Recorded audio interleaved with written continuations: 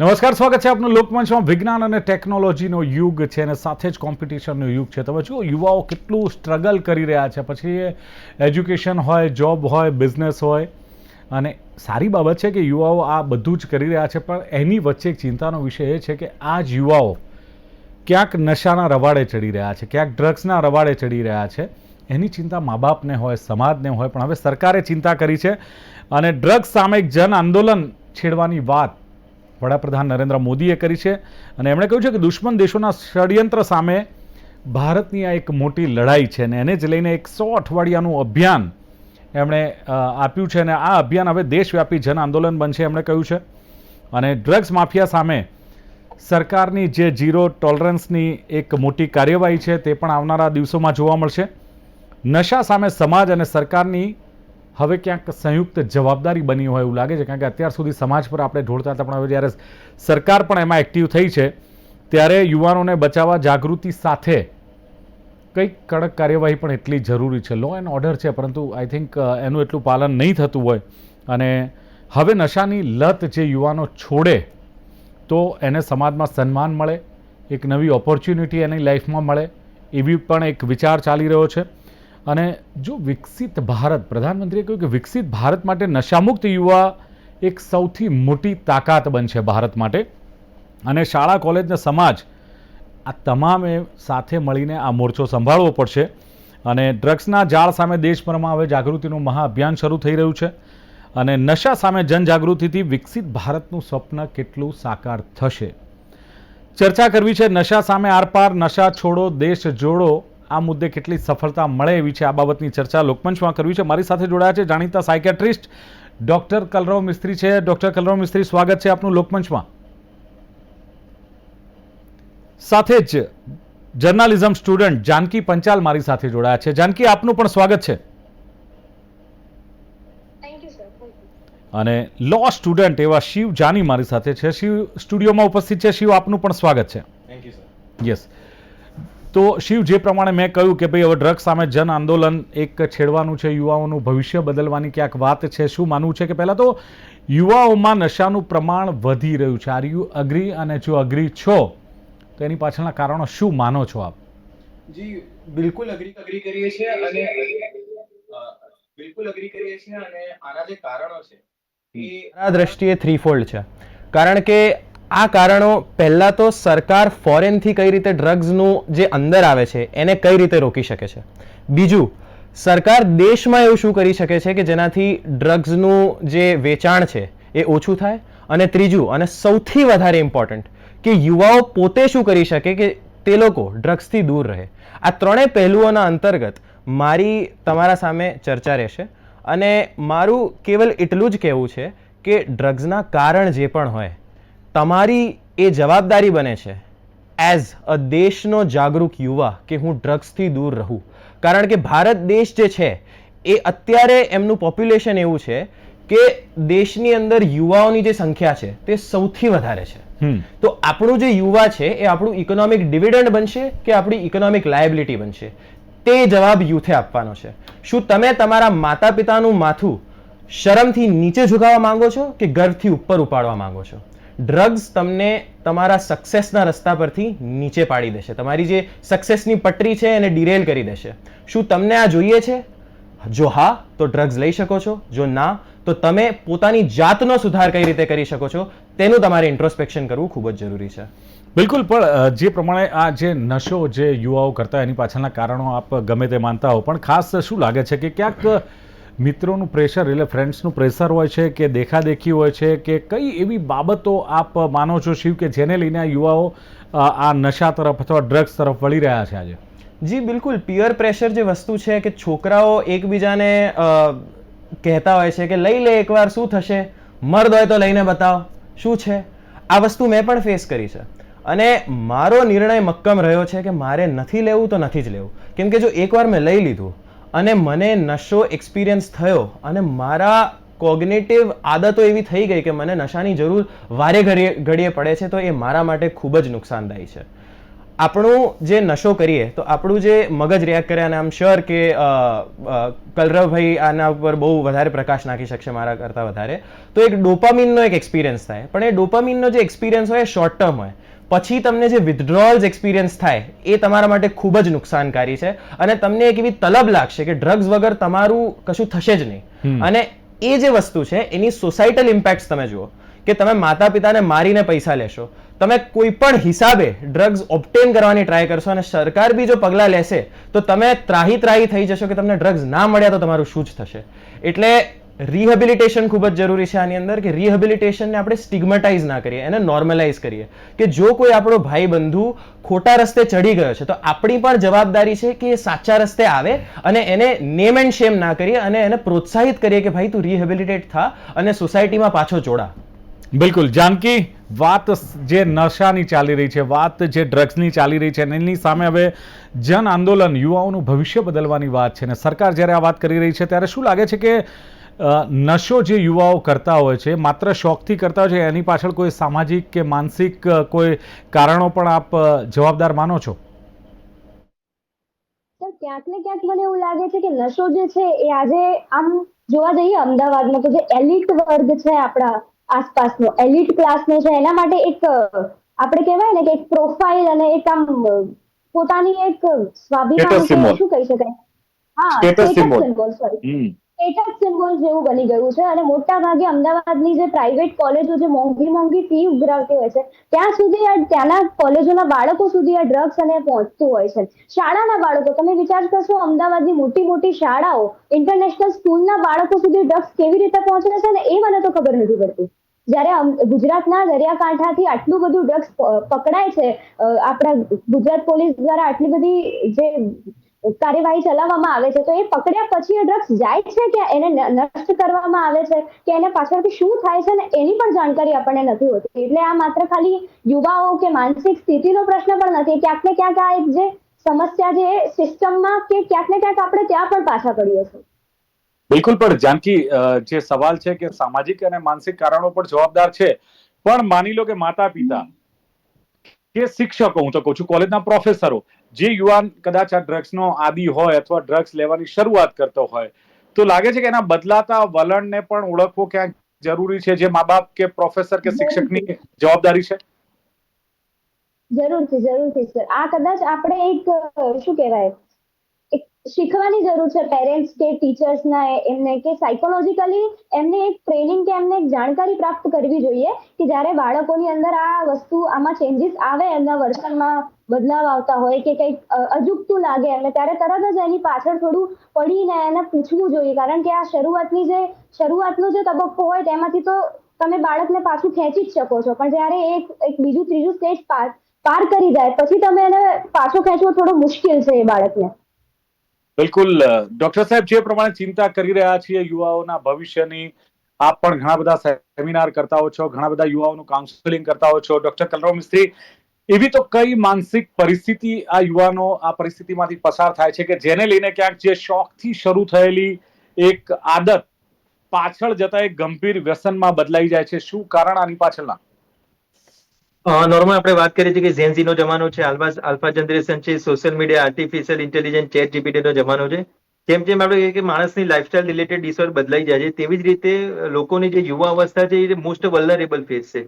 આજે આપણે જોઈએ કે 14 વર્ષથી લઈને 18 કે 20 વર્ષનો ગાળો કે જેને ટીનેજરની પરિભાષા કહેવામાં આવે છે, એ લોકો એવા છે કે જે લોકોને, જેમ કે સાહેબે વાત કરી એમ પ્રમાણે, કે શોર્ટ ટર્મ ગ્રેટિફિકેશન જોઈએ, કે મારે પીએ પ્રેશર છે, મારે કુલ રહેવું છે, મારે વાઇફ જોઈએ છે, તો ઇન્સ્ટન્ટ ગ્રેટિફિકેશન માટે કોઈ પણ પ્રકારના શોર્ટકટ અપનાવવા હોય છે. આ શોર્ટકટમાં સૌથી મુખ્ય વસ્તુ હોય છે કે જેમ કે કોઈ પણ ડ્રગ સપ્લાયની આપણે વાત કરીએ તેમાં consumer versus demand versus supply, આ 3 સાયકલ ઉપર એ ચાલતું હોય છે. કન્ઝ્યુમરની વાત કરીએ કે યુવા અવસ્થા એવી વસ્તુ છે કે જેને આપણે જલ્દી ઇન્ફ્લુઅન્સ થઈ શકે અને જલ્દી એને મેન્યુપ્યુલેટ કરી શકીએ. અને યુવા વર્ગમાં મોસ્ટલી સ્ટ્રેસ હોય છે, જે સાયકોલોજીની પરિભાષામાં કહેવામાં આવે છે કે સૌથી પહેલું એમને રિલેશન્સ રિલેટેડ સ્ટ્રેસ હોય છે. આ ઉંમર છે કે જે તમારામાં હોર્મોનલ બનતા હોય છે, જેમાં તમારી પર્સનાલિટી ડેવલપ થતી હોય છે. સિરોટોનિન, ડોપામિનની વાત કરીએ કે જેના મૂડ હોર્મોન્સ બનતા હોય છે. સાથે સાથે તણાવભરી સ્થિતિમાં જો તમે પોઝિટિવલી પેરેન્ટિંગ ના મળે, અથવા તો કેરિયર રિલેટેડ સ્ટ્રેસ હોય, રિલેશનશિપ રિલેટેડ હોય, ફાઇનાન્શિયલ સ્ટ્રેસ હોય કે જોબ રિલેટેડ સ્ટ્રેસ હોય, આ સ્ટ્રેસનાથી દૂર કરવા માટે એ લોકો પીયર પ્રેશરથી કે સોશિયલ મીડિયાના માધ્યમથી કે વિવિધ લોકોના પેડલર થ્રુ એ લોકો ઇન્ફ્લુઅન્સ થતા હોય છે અને સૌથી પહેલા ડ્રગ્સના રવાડે ચડતા હોય છે. નોર્મલ હ્યુમન સાયકોલોજીમાં જ્યારે બી આ કોઈ પણ પ્રકારના ડ્રગ્સ મળે એટલે મગજના ચોક્કસ ભાગમાં, જેને અમારી ભાષામાં ફ્રન્ટલ લોબ કહેવાય છે, તેમાં ડોપામિન સિરોટોનિનનો સ્ત્રાવ થાય છે. આ સ્ત્રાવ within 10 second, within half an અવર્સમાં એટલું બધું વધારે હોય છે કે પૂરા જિંદગીના કોઈ પણ પ્રકારના સ્ટ્રેસ હોય એમાંથી તમને એક રાહત મળે છે અને એક જન્નત મળી જાય તેવી ફિલિંગ્સ આવે છે. જેની અસર ડ્રગ્સની કે નશીલા કે માદક પદાર્થની માત્રા પ્રમાણે 1 કલાક, 2 કલાક કે 3 કલાક સુધીની રહે છે. જ્યારે તે નશીલા પદાર્થનું સેવન અથવા તો જે પણ પ્રકારની એની માત્રા બ્લડમાંથી અને બ્રેનમાંથી ઓછી થવા લાગે છે, તેમ તેમ મનુષ્યના આપણા વાણી, વર્તન અને વ્યવહારમાં ચેન્જ જોવા મળે છે. ઘણા બધા કેસીસ એવા જોયેલા છે કે સાહેબ અત્યારે ડર એ વાતનો લાગે છે કે પહેલા 18, 20 કે 22 વર્ષે લોકો ડ્રગ્સ લેતા હતા. અમારી પાસે ઘણા કેસીસ જે રિહેબ સેન્ટરમાંથી સ્કૂલ ટીચર, પેરેન્ટ્સની કમ્પ્લેન આવે છે કે 9મા ધોરણના બાળકો, 10મા ધોરણના બાળકો ગાંજો લે છે, પેડલર બની જાય છે, એમડી ડ્રગ્સ લે છે. અને આજકાલ છોકરાઓ કુલ, જે આજની જનરેશન છે, કે સાહેબ તમાકુ, બીડી, સિગરેટ તો બાપ દાદા જમાનાનો નશો છે. અત્યારે કુલ બનવાના લોકો ગાંજોનું સેવન કરતા હોય છે અને એમડી ડ્રગ્સ જે ખૂબ જ વધારે હોય છે. યંગ બ્રેનમાં જો તમારો નશીલો પદાર્થ કે સેવનનું તમે એડિક્ટેડ થઈ ગયા તો તમે આગળ જતા સાયકોપેથ બની જાઓ છો. એવા કેસીસ જોયેલા છે કે જે મનમાં વાતો કરે, ઈશારા કરે, વડીલોની સામે તોછડું વર્તન કરે, જો તેની જૂથ પૂરી ના કરે તો છૂટી ચીજવસ્તુઓ ફેંકે, મોબાઈલ, કાચના વાસણો, જેમ આગળના સ્પીકરે કીધું એમ પ્રમાણે કે સફેદ જૂઠ બોલતા હોય, ઘરમાંથી ચોરી કરતા હોય છે. આ પ્રકારના કેસીસની ગતિવિધિ ખબર પડે છે કે નશામુક્ત ભારત, અને જો યુવાવસ્થાને નશાથી દૂર નહીં રાખી શકે તો આગળ એ લોકો કઈ જાતની એન્ટી સોશિયલ એક્ટિવિટી અથવા તો ગુનાહિત પ્રવૃત્તિ માટે એ લોકો વિચલિત થઈ શકે છે. બિલકુલ. સાહેબ, શું માનો છો કે નશાની જે લત છે કે એ લત માત્ર આપણે એને બીમારી કહીશું કે પછી ખરાબ આદત, આ બેમાંથી કઈ રીતે એને આપણે સ્પેસિફાઈ કરીશું? શું ખરેખર બીમારી છે? WHO ઓફિશિયલી નક્કી કર્યું છે કે વ્યસન એક જાતની માનસિક બીમારીને ગણવામાં આવે છે. જેમ કે ડિપ્રેશન, એન્ઝાયટી, વિચારવાયું, ડાયાબિટીસ, મલાઇટિસ, થાઇરોઇડ કે કોઈ પણ પ્રકારની મેડિકલ કન્ડિશન હોય, તેવી જ રીતે વ્યસન એક જાતની માનસિક બીમારી છે. તેની સાથે જે સગાવાલા મિત્રો, સ્નેહીજનો છે, એ સ્ટિગ્મા દૂર કરીને જ્યારે પણ એ લોકો કોઈ પણ પ્રકારનું વ્યસન કરતા હોય અને એના બંધાણી થઈ જતા હોય તો એને પ્રોપર સાયકોલોજીકલ હેલ્પ લેવી જોઈએ, અથવા તો વિવિધ પ્રકારના સોશિયલ વર્કર્સ હોય છે, NGOs હોય છે, કાઉન્સલર હોય છે, એને પરિસ્થિતિમાંથી બહાર લાવવા પડે છે. અને સાથે સાથે કોઈ પણ પ્રકારનું સ્ટ્રેસ હોય, ગમે તે સ્ટ્રેસ હોય, ફેમિલી, ફાઇનાન્શિયલ, જોબ, કેરિયર કે રિલેશનશિપ રિલેટેડ, કે વ્યસન વગર તમારે નેગેટિવ વિચારોને કઈ રીતે તમે દૂર રાખી શકો છો, પોઝિટિવ એટીટ્યુડ કઈ રીતે રાખી શકો છો, આ પ્રકારની જો prevention is better than cure, પ્રાથમિક તબક્કાથી પ્રોપર કાઉન્સેલિંગથી એને આઈડેન્ટિફાઈ કરવામાં આવે તો આપણે એને રિહેબમાં જતો બચાવી શકીએ છીએ અને જોડે જોડે મગજના શોખ કાપવા પડે એવી કન્ડિશનથી પણ આપણે યુવાવસ્થાને બચાવી શકીએ છીએ. બિલકુલ. શિવ, જે નશાની વાત ચાલી રહી છે, ડ્રગ્સની વાત ચાલી રહી છે, શું માનવું છે કે આ જે સમસ્યા ચાલી રહી છે એના માટે જવાબદાર કોણ? આપણે વ્યક્તિને જવાબદાર માનીશું, મા બાપને માનીશું, કે પછી આખા સમાજને જવાબદાર માનીશું? ને બીજું, હવે ડ્રગ્સ માફિયા સામે સરકારની જે ઝીરો ટોલરન્સની જે એક નીતિ છે, કાર્યવાહી છે, એને કેટલું માનો, કેટલી અસર આ યુવાઓ પર છે? કારણ કે ઘણા સમયથી આ બધું ચાલતું હોય છે. તમે જુઓ કે બધા સેમિનારો થાય છે, અવેરનેસ માટેના પ્રોગ્રામો થતા હોય છે, ઘણી બધી સમજાવટ થાય છે, પણ દિવસે ને દિવસે વધુ થતું જાય છે. તો કેટલી અસર આની યુથ પર આવનારા દિવસોમાં પડી શકે એવું લાગે છે? રિઝલ્ટ શું આવી શકે? શિવ, જુઓ, તમારા પહેલા સવાલનો હું જવાબ આપું કે આ કોના હાથે થાય છે, તો એક કોમ્બિનેશન ઓફ ફેક્ટર્સ છે. કેવા પગલાં સરકાર લે છે, કેવા પગલાં આપણે પોતે લઈએ છીએ અને કેવા પગલાં માતા પિતા લે છે.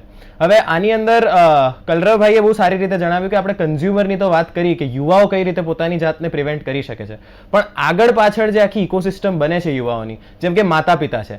માતા પિતા જો પોતાના છોકરાઓને પ્રેમ ના આપે, ઉછેરણી સરખી રીતે ના કરે તો છોકરો ડિપ્રેસ થઈ જાય છે. છોકરો ડિપ્રેસ થાય તો એ કરે શું કે કશુંક એને સોર્સ જોઈએ કે જ્યાં પોતાનું ડિપ્રેશન દૂર થાય. અને કલરવભાઈએ જણાવ્યું કે સ્ટ્રેસ તમારો કમ્પ્લીટલી જતો રહે શોર્ટ ટર્મ માટે, તમને એવી અનુભૂતિ થાય, તો એ જે અનુભૂતિ થાય એની આદત પડે તે ખોટું છે. હવે સરકાર, તમે કહો છો કે સેન્સિટાઇઝેશન પ્રોગ્રામ્સ કરે છે, ઘણા બધા સેમિનાર કરે છે, એ બધી જ સાચી વાત છે, પણ યુવાઓ કેવા છે કે એક કાનમાંથી ગયું બીજા કાનમાંથી નીકળ્યું. સોશિયલ મીડિયામાં કોઈ પણ રીલ વાયરલ કેમ થાય છે? કેમ કે એ રિલેટેબલ હોય છે. આપણે જે સેમિનાર હોય છે, જે કોન્ફરન્સીસ થાય છે, જે લોકો બોલે છે, એને આપણે રિલેટેબલ બનાવવા પડશે કે યુથ એનાથી રિલેટ થશે. કે જો ડ્રગ્સ લેવા કુલ છે તો શું એવી કુલ વસ્તુ છે કે ડ્રગ્સ ના લઈએ તો વધારે કુલ કેવી રીતે બની શકીએ? એ રીતે આપણા જે સેન્સિટાઇઝેશન પ્રોગ્રામ્સ છે એને આપણે ડિઝાઇન કરવા જોઈએ. હવે એન્ફોર્સમેન્ટના દ્રષ્ટિએ આપણે જોઈએ તો બહારથી જે ડ્રગ્સ ઇમ્પોર્ટ થાય છે એ NDPS એક્ટ જે આપણી છે, narcotic drugs and psychotropic substances act છે, એના તહત તો સખ્ત ને સખ્ત ખિલાફ છે. એની અંદર પ્રોસિક્યુશન પણ થઈ શકે છે. તો એવા કયા ચોક પોઈન્ટ્સ છે કે જ્યાંથી ડ્રગ્સ દેશની અંદર આવે છે, એવા કયા પોર્ટ્સ છે આપણે આઈડેન્ટિફાય કરવું પડશે. જો જડ મૂળથી જ આપણે ડ્રગ્સનો ઇમ્પોર્ટ ખતમ કરી શકીએ તો ડ્રગ્સ અંદર પેડલ થવાનું પણ ઓછું થાય. એ મેક્રો દ્રષ્ટિએ હું તમને કહું. હવે માઇક્રો દ્રષ્ટિએ જે નાના નાના પેડલર્સ ઊભા થાય છે એમને કઈ રીતે પોલીસ ટેકલ કરી શકે છે, સિવિલ ડ્રેસની અંદર ક્રાઉડમાં મળી અને ઇન્વેસ્ટિગેશન કરે, અથવા ઘણી બધી મોડર્ન પોલીસિંગ ટેકનિક્સ પોલીસ વાપરી શકે જેથી ડ્રગ્સનો જે સપ્લાય છે એ ખૂબ જ ઓછો થશે. અને ત્રીજી વસ્તુ જે સરકાર શહેરોની અંદર કરી શકે એ છે કે યુવાઓ માટે કશું કરવા માટે રહ્યું જ નથી. આપણા જે શહેરો છે ટિયર 1 શહેરો, એની અંદર કોઈ યુવાઓને બહાર જવું હોય તો કેફેઝ હોય, પૈસા ખર્ચવા પડે. તો જે ગરીબ અને સામાન્ય વર્ગના યુવાઓ છે એ લોકો જાય ક્યાં? પબ્લિક સ્પેસીસ રહેતી નથી, કોન્ક્રીટ જંગલ બની રહ્યા છે. અમદાવાદમાં તો સારું છે કે ઓક્સિજન પાર્કનું નિર્માણ થાય છે, સ્પોર્ટ્સ ફેસિલિટીઝનું નિર્માણ થાય છે, આપણે કોમનવેલ્થ ગેમ્સ પણ થઈ રહી છે. પણ બીજા બધા શહેરોનું શું કે જ્યાંના યુવાઓ એક એવો એક્સપિરિયન્સ કરી શકે કે જ્યાં તમે પોતાના ડિપ્રેશનથી દૂર થઈને તમારું મગજ ડાયવર્ટ કરી શકો અને તમને સારું લાગે, તમે કમ્યુનિટીમાં જોડાઓ. એવા કયા પગલાં સરકાર લઈ શકે છે જેથી આપણે શહેરો ખૂબ જ સરસ થાય અને લોકોને શહેરોમાં રહેવાની મજા આવે અને ઓછા કોસ્ટ ઉપર. શિવ, એક ચર્ચા એ પણ થાય છે કે શાળા કોલેજથી આ અભિયાનની શરૂઆત કરો તો એની ઇફેક્ટ આવે. શું માનો છો કે ખરેખર એનાથી જ ઇફેક્ટ આવે કે એથી વિશેષ પણ હજુ સરકાર કરી શકે? સરકાર બહુ જ બધું કરી શકે છે કે કાનૂન તો આપણો રેડી છે. NDPS એક્ટ આપણો ખૂબ જ કોમ્પ્રિહેન્સિવ કાનૂન છે. હવે એનું એન્ફોર્સમેન્ટ કઈ રીતે થશે? આ બહારથી ઇમ્પોર્ટ થઈ રહ્યા છે તો ઇમ્પોર્ટ કરનારા જે લોકો છે એમને પ્રોસિક્યુટ કઈ રીતે કરશો, એમને લાવશો કઈ રીતે? તો આપણે ડિપ્લોમેટિક અરેન્જમેન્ટ્સ કરવા પડશે જે આપણા એલાઇડ નેશન્સ છે એમની સાથે, અને ટોક્સ કરી અને એવા નિર્ણય પર આવવાનું છે કે આ જે ડ્રગ્સનો જે આદાન પ્રદાન છે દેશોમાં એ કમ્પ્લીટલી બંધ થાય. અને એ પગલાં છે આપણા મોટા લેવલ ઉપર. અને નાના લેવલ ઉપર સરકારે નાની નાની સ્કીમ્સ, નાની નાની ડ્રાઇવ્સ, યુથ અને કમ્યુનિટી ઇન્વોલ્વમેન્ટ થાય એ રીતે પ્રોગ્રામ્સ કરી શકાય છે. બિલકુલ જાનકી, વાત થઈ રહી છે કે 100 અઠવાડિયાનું અભિયાન ચાલવાનું છે, અને 100 અઠવાડિયાના અભિયાનમાં શાળા કોલેજોની પણ ભૂમિકા હશે. શું માનવું છે કે નશાની લત જે છોડનારા યુવાનો છે એ કઈ રીતે એમને આ લત આપણે છોડાવી શકીએ? એમાં શાળા અને કોલેજનો રોલ શું હોય, સમાજનો રોલ શું માનો છો જાનકી?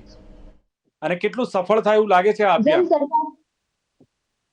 જેમ સરકાર દ્વારા જણાવવામાં આવ્યું કે આ જે 100 અઠવાડિયાનું અભિયાન છે એમાં દર રવિવારે જુદી જુદી પ્રવૃત્તિઓ એ શાળા કોલેજોમાં અને અલગ અલગ જગ્યા પર યુવાનો માટે શરૂ કરવામાં આવશે. જે સ્પોર્ટ્સ છે, જેમ નુક્કડ નાટક છે અને અલગ અલગ બીજી ક્રિએટિવ પ્રવૃત્તિઓ છે. તો મને ચોક્કસપણે એવું લાગે છે કે જો યુવાઓને સારી પ્રવૃત્તિઓમાં, સારી જગ્યા પર દોરવામાં આવે, અને આ તો નિશ્ચિત છે કે જ્યારે એ લોકો ત્યાં જશે, ધારો કે કોઈ નુક્કડ નાટકમાં જઈ રહ્યું છે તો ત્યાં એને એ વસ્તુનું ભાન થશે જ કે આ ડ્રગ્સ હોય કે બીજા કોઈ પણ નશાના પદાર્થો કે કઈ પણ વસ્તુ હોય, એને એટલું તો એને સેલ્ફ રિયલાઇઝેશન થશે જ કે આ વસ્તુ ખોટી છે. એટલે કમસે કમ જો એ થોડા પણ 1-2 કદમ આગળ વધ્યો હોય તો પણ એ પાછળ આવી શકશે.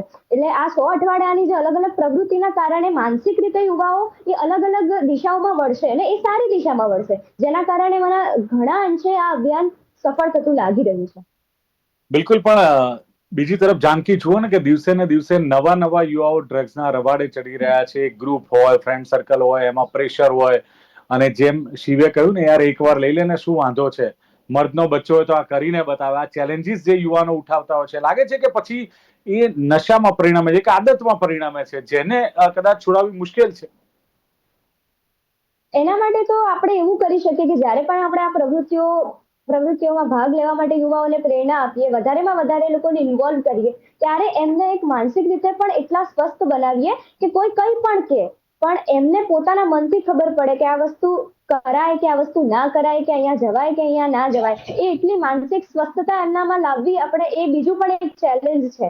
અને સૌથી વધારે તો યુવાનોને આ બધી પ્રવૃત્તિઓમાં લાવવા, એમને ખેંચીને લાવવા, કારણ કે આજનો યુવાન તમને પણ ખબર છે કે અલગ અલગ ગેમ્સ હોય કે બીજી બે ચાર બીજી ડિસ્ટ્રેક્શન્સમાં વધારે ઇન્વોલ્વ રહેતું હોય છે, અધર દેન કે આપણે કોઈ સ્પોર્ટ્સ હોય કે આવી રીતની પ્રવૃત્તિઓ હોય. તો સૌથી મોટી સમસ્યા કે પડકાર કહી શકાય કે સૌથી વધારે તો કંઈક એવું એક લુભાવ કહી શકાય ને એવું રાખવું પડે જેનાથી એ લોકો આવે અને આમાં જોડાય, જેથી કરીને એમની માનસિક સ્થિતિમાં પણ સુધાર થાય અને એક સ્ટ્રોંગ બને. મેન્ટલી સ્ટ્રોંગ બનવું સૌથી વધારે જરૂરી છે એમની માટે. બિલકુલ. શિવ, હું ડોક્ટર સાહેબ જોડે જોડે પહેલા મારા એક સવાલ એ પૂછવો છે કે યુથને આમાં સાહેબ કેટલો ઇન્ટરેસ્ટ છે? એક તો પોલિટિકલ આ ઇસ્યુ બને છે હવે, અને માની લો પોલિટિક્સમાં અથવા કેન્દ્ર લેવલે કે રાજ્ય લેવલે આ નિર્ણય લીધો તે નિર્ણય, યુવાનોને આમાં ઇન્ટરેસ્ટ ખરો? કારણ કે જો ઇન્ટરેસ્ટ આ બાબતમાં પડશે તો જ રિઝલ્ટ બનશે. અધરવાઇઝ તો યુવાનો એમની મસ્તીમાં રહેવાના ને. ભલે ને જે સરકાર ચલાવે છે, જે કાયદા લાવે છે, ને જે અલગ અલગ નીતિ નિયમો લાવે છે, એનાથી યુવાઓને કોઈ ફરક યંગ જનરેશનને પડતો નથી. શિવ, જી લાગે છે કે યુવાનોને આમાં ઇન્ટરેસ્ટ હોય, જે પોલિટિકલ એક જી બિલકુલ એજન્ડા છે? બિલકુલ. સો યુવાઓ જે છે એ આજે શાંત બેસવાવાળા નથી. યુવા એવા છે કે કશું પણ ખોટું થશે તો એ તરત ને તરત ઊભા થશે. આપણે જોઈ લીધું, અત્યારે યુથને એમ લાગ્યું કે કંઈક ખોટું થઈ રહ્યું છે તો હજારોની તાદાદમાં પ્રોટેસ્ટ કરવા તે લોકો પહોંચી ગયા હતા. તો કંઈ પણ ખોટું થઈ રહ્યું હશે તો યુથ પોતે તરત ને તરત જાગી જશે. પણ યુથને જગાડવા માટે યુથને પહેલા સેન્સિટાઇઝ કરવું ખૂબ જ જરૂરી છે કે શું આ જે થઈ રહ્યું છે એ મારા માટે સારું છે કે ખરાબ છે. એ એકવાર યુથ પાસે મેસેજ પહોંચી ગયો અને એ મેસેજ વધારે માત્રામાં ગુંજવા લાગ્યો યુથ વચ્ચે, તો એવી કોઈ તાકાત નથી કે જે ભારતને નશામુક્ત બનવાથી રોકી શકે. તો આપણે બધાએ કલેક્ટિવલી એક એફર્ટ કરવાનો છે કે આપણે કઈ રીતે નશામુક્ત થઈ શકીએ. બિલકુલ ડોક્ટર, કઈ રીતે વાળી શકાય આ યુવાઓને? હવે જ્યારે સરકારે તો અભિયાન ચાલુ કર્યું છે, 100 અઠવાડિયાનું અભિયાન ને દેશવ્યાપી જન આંદોલન બનશે, ને વાતો તો બહુ સરસ, મને તો ગમે છે, કારણ કે વાતો તો ગમે જ ને આપણને, પણ એનું રિઝલ્ટ આવે કેટલું જરૂરી છે. એટલે શું લાગે છે કે નશાની લત જે યુવાઓને લાગી છે એને સજા આપવી જોઈએ, સહાય કરવી જોઈએ કે સારવાર કરવી જોઈએ? શેની વધારે જરૂર છે ને કેવી રીતે આ યુવાઓ આ ગવર્મેન્ટ જે કદાચ આ એક અભિયાન છે એમાં ઇન્ટરેસ્ટ લે અથવા એમાં વિશ્વાસ રાખે? જો ડરની નીતિથી આપણે કોઈની માનસિકતા બદલી શકતા નથી, પણ ઘણા ખરા અંશે તેમની ગુનાહિત પ્રવૃત્તિ છે, એન્ટી સોશિયલ એક્ટિવિટી છે, તે આપણે અંકુશમાં મૂકી શકીએ છીએ.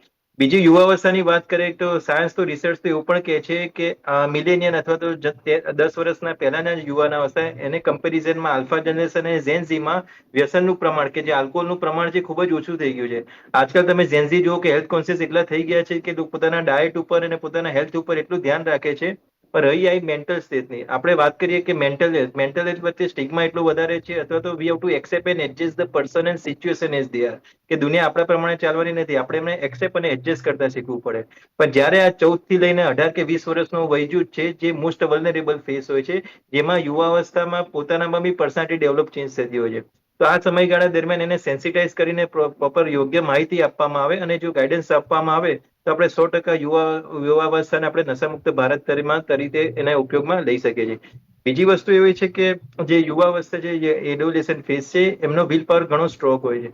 જ્યારે એવું છે કે કોઈ બી નશાવાળી વ્યક્તિ છે, બંધાણીને વ્યસનમાંથી ના છોડાઈ શકે જ્યાં સુધી એનામાં સેલ્ફ મોટિવેશન ના આવે અને ગિલ્ટ એટલે કે પસ્તાવાની ભાવના ના હોય. સેલ્ફ મોટિવેશન અને ગિલ્ટ એ મેઇન પિલર હોય છે જેનાથી આપણે કોઈ પણ પ્રકારના વ્યસનમાંથી એમને છોડાવી શકીએ છીએ.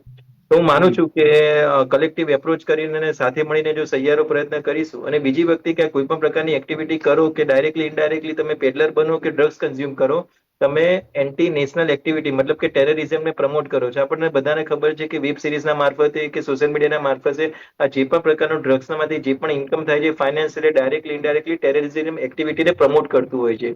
તો આજની યુવાવસ્થા છે, દેશને મદદ કરવાની જગ્યાએ એ લોકો ટેરરિસ્ટને મદદ કરે છે, ડાયરેક્ટલી ઇનડાયરેક્ટલી.